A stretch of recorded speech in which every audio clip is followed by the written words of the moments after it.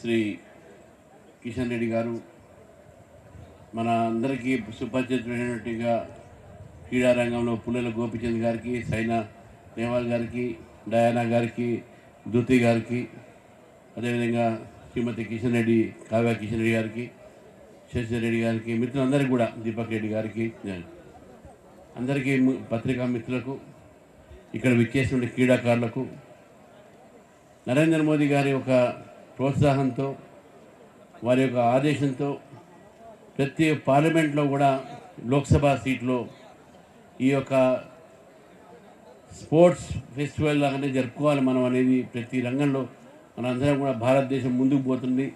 క్రీడా రంగంలో కూడా మనం ముందుండాలి అని చెప్పేసి క్రీడాకారులని ప్రోత్సహించడానికి ఈ కార్యక్రమం తీసుకోవడం జరిగింది. చాలా సంతోషం. సికింద్రాబాద్ పార్లమెంట్లో జరుగుతున్నటువంటి ఈ కార్యక్రమంలో దాదాపు 35,000 మంది ఈ యొక్క కార్యక్రమాల్లో రిజిస్టర్ చేయించుకున్నారు. మన అనేక స్పోర్ట్స్ కూడా దీంట్లో ఈరోజు ఉన్నాయి.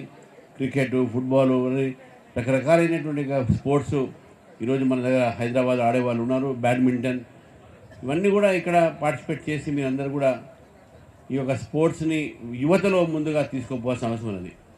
మనం చూస్తూ ఉన్నాం హైదరాబాద్లో ఒకవైపు డ్రగ్స్ కల్చర్ పెరుగుతున్నటువంటి ఒక నేపథ్యంలో స్పోర్ట్స్ ద్వారా మనం ఆ కల్చర్ని ఆపొచ్చు అని చెప్పి నా పూర్తి నమ్మకం. విద్యార్థుల్ని, యువతని, ఇంట్లో తల్లిదండ్రులు కూడా స్పోర్ట్స్లో పిల్లల్ని పార్టిసిపేట్ చేసేటటువంటి ఒక ప్రోత్సాహన చేయాలి, ఎంకరేజ్ చేయాలని చెప్పేసి కూడా కోరుతూ, మరి ఇంతమంది క్రీడాకారులు ఈ కార్యక్రమంలో పాల్గొన్నారు. ప్రతి ఒక్కరు కూడా నా తరఫు నుంచి నిన్న అభినందన చెప్తున్నా, శుభాకాంక్షలు తెలియజేస్తున్నాను. భారత్ మాతాకి జై.